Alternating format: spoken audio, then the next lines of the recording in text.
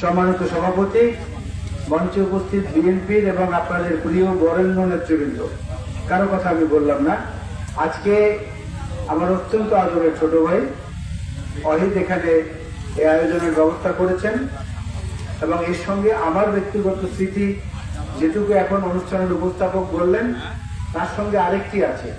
এটা হচ্ছে অহিদের মরহুম যে বড় ভাই মাওলানা আব্দুর রশিদ আহমেদ সাহেব, উনি আমার সঙ্গে নিয়মিত যোগাযোগ রাখতেন। আমার ঢাকার বাসায় গিয়ে ওনার লেখা অনেকগুলো বই আমাকে উপহার দিয়ে এসেছিলেন। এখনো ঢাকায় আমার বাসায় যে আমার নিজস্ব লাইব্রেরি, সেখানে তার সেই বইগুলো সংরক্ষিত আছে এবং আজকেও আরো দুটো বই এখান থেকে আমি নিয়েছি। ওনার লেখনীর মধ্যেও দুই জগতের উপকারিতা সম্পর্কে অনেক কিছু পাওয়া যায়, একটু যদি মনোযোগ দিয়ে কেউ অধ্যয়ন করে।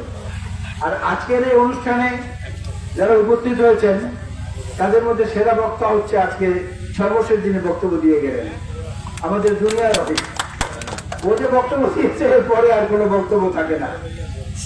তবে আমি একটা জিনিস বলি, এখানে মালিক ভাই তো শেখ হাসিনার আতঙ্ক ছিলেন এবং মালিক ভাই একসময় প্রধানমন্ত্রী, ওই সময় প্রধানমন্ত্রী শেখ হাসিনাকে বলতে হয়েছে যে আমি হোটেলে পর্যন্ত সিট পাই না। এর উল্টো একটা উদাহরণ আপনাদের সামনে আমি হাজির করি। ঢাকায় যারা যান, যদি খেয়াল করে থাকেন, ঢাকার দেয়ালে দেয়ালে বিভিন্ন জায়গায় লেখা আছে, দেখবেন ভালো কাজের হোটেল। মালিক ভাই হোটেলের কথা বলেছে না, ভালো কাজের হোটেল। ওই হোটেলটা হচ্ছে একটা নির্দিষ্ট সময়ে বসে, দুপুরে এবং রাতে। কোনো মানুষ গিয়ে যদি বলে যে আমি আমার খাবার জোগাড় করার ক্ষমতা নাই, আমাকে খাবার দেন, তো বলেন আপনি কি ভালো কাজ করছেন। একটা ভালো কাজের উদাহরণ দিলে তাকে পেট ভরে খাওয়ানো হয়। এই উদ্যোগটার সঙ্গে ব্যক্তিগতভাবে আমরা কিছু মানুষ জড়িত আছি। ভালো কাজের হোটেল যদি এই কাজটা করতে পারে, একটা ভালো কাজের জন্য পুরস্কার দেয় মানুষকে, তাহলে ভালো মানুষের দল হওয়া উচিত বিএনপি। অনেকে অনেক কিছু আমরা বিশ্লেষণ করি, কিন্তু জিয়াউর রহমান বীরুত্তমের জীবনীর সঙ্গে আজকে যদি মেলান, একটা উদাহরণ দিয়ে সেই জিনিসটাকে বোঝানো যায়। শহীদ জিয়া বীরুত্তম বিএনপির প্রতিষ্ঠাতা। শহীদ জিয়া বীরুত্তম বিএনপির দলীয় সঙ্গীত যেটাকে নির্ধারণ করেছিলেন, সেটা হচ্ছে প্রথম 4 লাইন, প্রথম বাংলাদেশ আমার শেষ বাংলাদেশ, জীবন বাংলাদেশ আমার মরণ বাংলাদেশ। আপনি দেখেন দেশাত্মবোধক শত শত জনপ্রিয় গান আছে, কিন্তু কোন একটা গানের মধ্যে বাংলাদেশ শব্দটা এতবার নাই যতবার এই গানটির মধ্যে আছে। তারা তো বাংলাদেশ এবং জিয়াউর রহমান একাত্ম হয়ে গিয়েছিলেন। বাংলাদেশ থেকে জিয়াউর রহমানকে আলাদা করা যায় না। এবং মুক্তিযুদ্ধের ঘোষণার মধ্য দিয়ে যে জিয়াকে বাংলাদেশ পেয়েছে সেটাও চট্টগ্রামে, আবার যে জিয়াকে বাংলাদেশ হারিয়েছে সেটাও চট্টগ্রামে। প্রথমটা কালুরঘাট বেতার কেন্দ্র থেকে, দ্বিতীয়টা চট্টগ্রামের সার্কিট হাউস থেকে। এখানেও দেখেন মিলে যায়। ওরা প্রথম বাংলাদেশ শুরু হয়েছে কালুরঘাটে, শেষ বাংলাদেশ শেষ হয়েছে চট্টগ্রাম সার্কিট হাউসে। কি একটা অদ্ভুত মিল, অলৌকিক একটা মিল। জিয়াউর রহমানের নামটা বানানটা হচ্ছে ZIA, জিয়া। প্রবাসী বন্ধুরা, প্রবাসী ভাইরা, বড় বড় নেতারা যখন দেশে আসতেন, আপনাদের অ্যারাইভালের সময় যে সিলটি দেওয়া হতো ইমিগ্রেশনে, পাসপোর্ট এসে সিলটির উপরে লেখা থাকতো জিয়া। পুরো এয়ারপোর্ট শব্দ ছিল না, মনে করে দেখেন, ছিল জিয়া, অর্থাৎ ZIA, Zia international airport.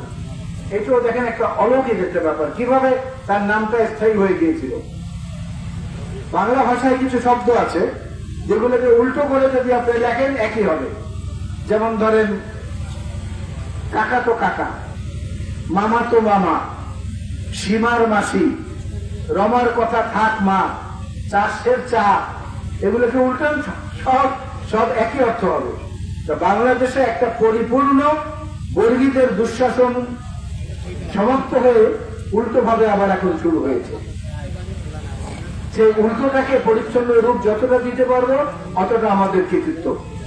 BNP নামের পরিচয় যদি আমার না থাকে, আমি মোয়াজ্জেম হোসেন আলাল, যত পরিচিতি আমার থাকুক, যত নাম আমার থাকুক, বিএনপির সাইনবোর্ডটা আমার উপর থেকে উঠে যায়, আমাকে 50,000 টাকা বেতন হয়ে চাকরি দেবে না।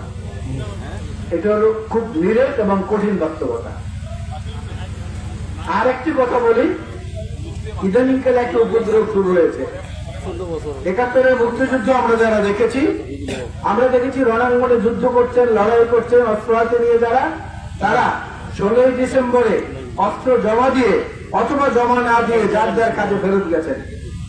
কারণ যে জীবন থেকে তারা ফেরত এসেছেন, সেই জীবনটার যে সঙ্গী যারা, পরিবার, তার কর্মক্ষেত্র, সেইখানে যোগ দিয়েছেন। আর ১৬ তারিখে ওই অস্ত্র হাতে নিয়ে, রাজাকারদের ফেলে দেওয়া অস্ত্র হাতে নিয়ে কিছু মুক্তিযোদ্ধা তৈরি হয়েছে দেশে, যাদেরকে 16 ডিভিশন বলা হতো তখন। এই ৫ই আগস্টের বিজয়ের পরে আমাদের মধ্যেও কিছু 16 ডিভিশন, যারা বলে যে আমরা এখন সবাই জাতীয়তাবাদী। প্রবাস থেকে এক একজন আসেন, এসে বলেন যে আমি তারেক জিয়া রফতাবাদন, বুঝছেন নি ভাই, তারেক জিয়া রফতাবাদন। এখন যে আছে সেই আস্থাবাদন। কিন্তু ওই যে 16 ডিভিশনের মতো যে অবস্থা, এইটা যে নেতৃবৃন্দরা যারা টানা এই সংগ্রামের মধ্যে ছিলেন, তারা যে বুঝতে পারছেন, এইটা তাদের মাথায় ঢুকছে না। কথা অত্যন্ত স্পষ্ট এবং পরিষ্কার। যারা এই এত বছরের নিঃস্বার্থ আত্মত্যাগের মধ্য দিয়ে আজকের এই বাংলাদেশ ছিনিয়ে এনেছেন, তারা গ্যালারিতে সামনের দিকে থাকবেন। অন্য যারা আসতে চান থাকবেন, কিন্তু পেছনে, অনেক পেছনে। সামনে থাকার কোন সুযোগ আপনাদের নেই। আমরা জাতীয়তাবাদী রাজনীতি করি। জাতীয়তাবাদের দরজা কখনো কারোর জন্য বন্ধ হয় না, যদি সে ভালো মানুষ হয়, তার যদি গুণাবলী অনেক থাকে। আর ভয়ের কথা যদি বলেন, ভয়কে তো আমরা জয় করেছি অনেক আগে। ইংরেজিতে একটা শব্দ আছে, ভয়ের ইংরেজিতে হচ্ছে ফিয়ার। একটা শব্দ হচ্ছে ফিয়ার, FEAR। এই ফিয়ারের দুইটি ব্যাখ্যা আছে আমার কাছে। একটা হলো ফরগেট এভরিথিং অ্যান্ড রান, সব ভুলে যাও এবং দৌড়াও, পালাও। এই এক গ্রুপের বিএনপি আছে। আর এক গ্রুপের বিএনপি আছে যারা সমস্ত ভয়কে উপেক্ষা করে বুক চিতিয়ে দেশে এবং প্রবাসে এই দুঃশাসনের বিরুদ্ধে, বর্গীদের বিরুদ্ধে লড়াই করেছেন। তাদের কাছে ফিয়ারটা হচ্ছে face everything and rise. FEAR, face everything and rise.